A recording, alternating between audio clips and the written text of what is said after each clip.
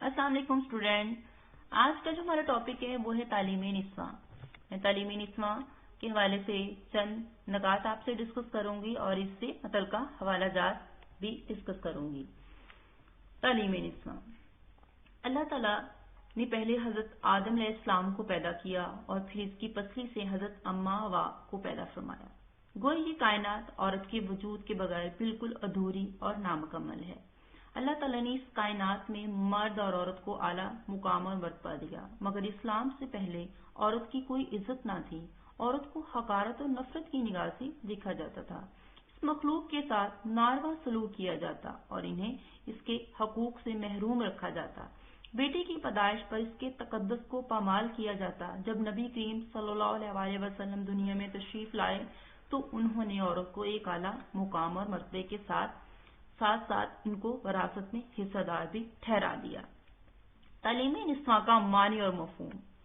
تعلیم کا معنی جاننا، پہچاننا، شعور حاصل کرنا، سیکھنا ہوتا ہے اور نسواں کا لفظ نسوانی سے اخذ شدہ ہے جس کا مطلب عورت ہوتا ہے. اسی طرح تعلیم نسواں سے مراد عورتوں کی تعلیم لیا جاتا ہے.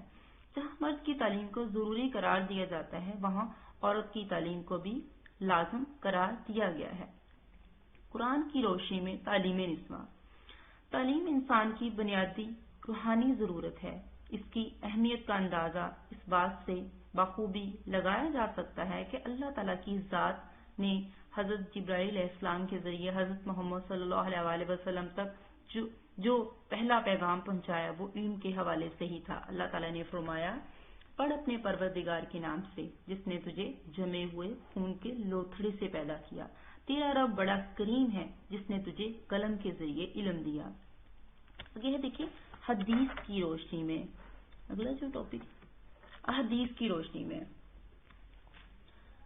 جہاں قرآن مجید میں اللہ تعالیٰ نے تعلیم کی اہمیت کو واضح کی ہے وہاں حضرت محمد صلی اللہ علیہ وسلم نے بھی علم کی اہمیت پر زور دیا ہے. حضرت محمد صلی اللہ علیہ وسلم نے فرمایا، علم حاصل کرنا ہر مسلمان مرد عورت پر فرض ہے. معاشرتی زندگی میں تعلیم نسواں کی ضرورت اور اہمیت. مرد کے ساتھ ساتھ عورت نے بھی معاشرے کی ترقی میں اہم کردار ادا کیا ہے. زندگی کا کوئی بھی شعبہ دیکھ لیں، اس میں عورتوں نے بہت اہم کردار ادا کیا ہے. صحت کا شعبہ دیکھیے، اگر صحت کے شعبے کو دیکھا جائے تو عورت کا کردار اس میں ازحد ضروری ہے. عورت ہی عورت کے مسائل اور پیچیدگیوں سے بخوبی آگاہ ہوتی ہے. نسوانی امراض کے علاج کے لیے لیڈی ڈاکٹر کا ہونا بہت ضروری ہے. ایسے امراض جو عورتیں مرد ڈاکٹر حضرات سے بیان نہیں کر پاتی، ایسی صورتحال میں لیڈی ڈاکٹر بہت معاون ثابت ہوتی ہے. تعلیم کا شعبہ، جس طرح صحت کے شعبے میں عورت کا ہونا ازحد ضروری ہے، اسی طرح تعلیمی شعبے میں بھی عورت کی اہمیت سے انکار نہیں کیا جا سکتا.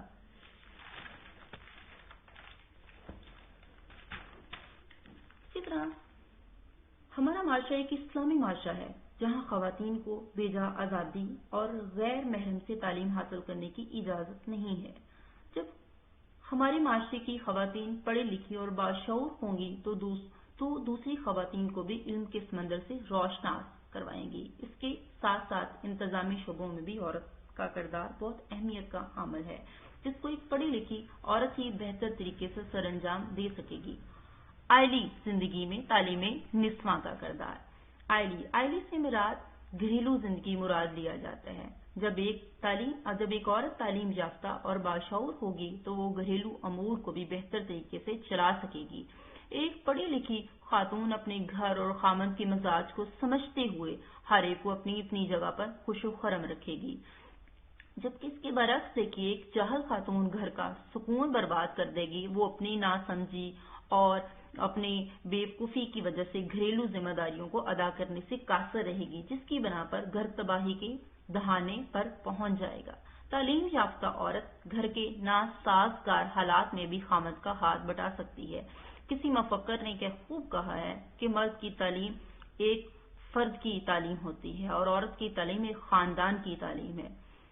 ماں اس وقت تک بچے کی صحیح تربیت کر سکتی ہے جب کہ پہلے خود اس کی تربیت ہوئی ہو. اولاد ماں کی شخصیت کی آئینہ دار ہوتی ہے. ماں اگر 5 وقت کی نماز پڑھنے کی عادی ہے اور قرآن مجید کی تلاوت کرتی ہے، سچ بولتی ہے، تو یہی عادات و اطوار اس کی اولاد میں بھی نظر آتے ہیں۔ عبد القادر جیلانی رحمۃ اللہ علیہ السلام کا ایک واقعہ بتاتی چلوں کہ ان کی والدہ ان سے بے حد محبت کرتی تھی اور ان کا بیٹا بھی ان پر جان نچھاور کرتا تھا، اپنی والدہ کے ہر حکم کو مانتا تھا۔ ایک مرتبہ عبد القادر جیلانی کو قافلے کے ساتھ سفر پر جانا پڑ گیا۔ والدہ نے انہیں سچ بولنے کی تلقین کی۔ اتفاقاً راستے میں اس قافلے کو ڈاکوؤں نے لوٹ لیا۔ ڈاکو جب عبد القادر جیلانی کے پاس آئے اور ان سے کہا کہ تمہارے پاس کیا ہے، انہوں نے کہا میرے پاس اشرفیاں ہیں جو میری والدہ نے میرے کپڑوں میں سی دی ہیں۔ ڈاکو عبد القادر جیلانی کی اس یعنی سچ بولنے کی اس عادت سے بے حد متاثر ہوئے۔ حقوق کا تحفظ۔ ایک پڑھی لکھی خاتون اپنے حقوق کا تحفظ کر سکے گی کیونکہ وہ اپنے حقوق و فرائض سے بخوبی آگاہ ہوگی اور اپنے اوپر ہونے والے مظالم کے خلاف آواز اٹھائے گی، جبکہ اس کے برعکس ایک ان پڑھ خاتون کو جب اپنے حقوق کے تحفظ کا ادراک نہیں ہوگا وہ طرح طرح کے ظلم و ستم کو برداشت کرے گی۔ پہلے ایسا ہوتا تھا کہ عورتیں اپنے حقوق کے لیے آواز بلند نہیں کرتی تھیں۔ اگر کوئی عورت اپنے حق کے لیے بولتی تو اس کا ساتھ دینے کی بجائے اس پر ظلم و ستم کیا جاتا۔ عورتیں اسے اپنا نصیب سمجھ کر قبول کر لیتی۔ آگے تعلیم نسواں کی رکاوٹوں۔ تعلیم نسواں کے راستے میں حائل رکاوٹیں کون کون سی ہیں درج ذیل؟ سب سے پہلی رکاوٹ جو ہے وہ ہے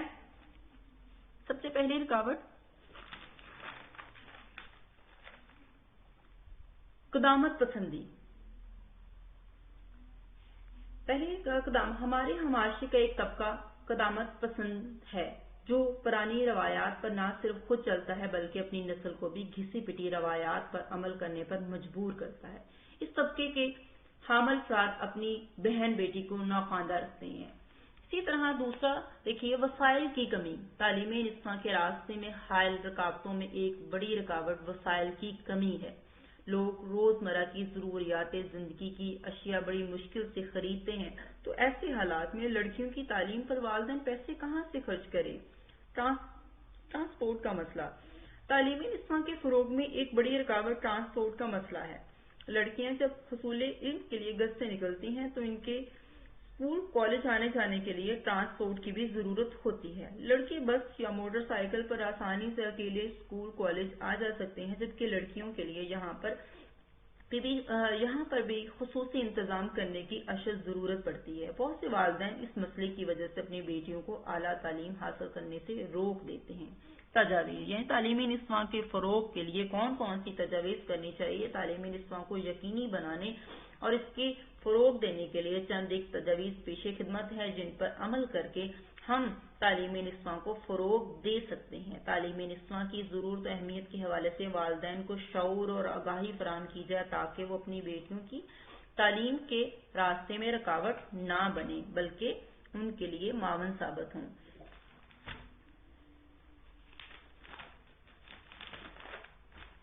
آگے دیکھیے کہ خواتین اسکول اور کالجز کا قیام، یعنی حکومت خواتین کے لیے الگ اسکول اور کالج بنائے تاکہ لڑکیاں آزادی سے تعلیم حاصل کر سکیں اور والدین کی فکر بھی ختم ہو۔ ٹرانسپورٹ کی سہولت، خواتین کو اسکول کالج آنے جانے کے لیے ٹرانسپورٹ مفت فراہم کی جائے تاکہ والدین وسائل کی کمی اور ٹرانسپورٹ کے مسئلے کی وجہ سے اپنی بیٹیوں کو تعلیم سے نہ روک سکے۔ تعلیمی وظائف، محنتی ذہین اور ہونہار طالبات کو وظائف عطا کیے جائیں جس سے ان کی حوصلہ افزائی اور ہمت ملے اور وہ اپنے والدین پر سے اپنی پڑھائی کے اخراجات کا بوجھ بھی ختم کر سکیں۔ اس کے حوالے سے آگے اشعار دیکھیے۔ پہلا حوالہ دیکھیے قرآن مجید سے لیا گیا ہے۔ پڑھ اپنے پروردگار کا نام لے جس نے تجھے جمے ہوئے خون سے پیدا کیا اور قلم کے ذریعے علم دیا۔ کیا جاننے والے نہ جاننے والے برابر ہو سکتے ہیں؟ علم کی طلب ہر مسلمان مرد عورت پر فرض ہے۔ ماں کی گود سے لے کر قبر تک علم حاصل کرو، حدیث میں فرمایا گیا۔ ماں کی گود بچے کی پہلی درسگاہ ہوتی ہے۔ آپ مجھے تعلیم یافتہ مائیں دیں، میں آپ کو بہترین قوم دوں گا۔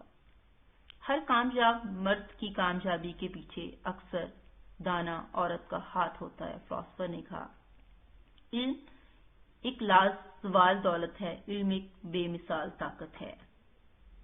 جو پایا علم سے پایا بشر نے، فرشتوں نے بھی وہ پایا نہ پایا.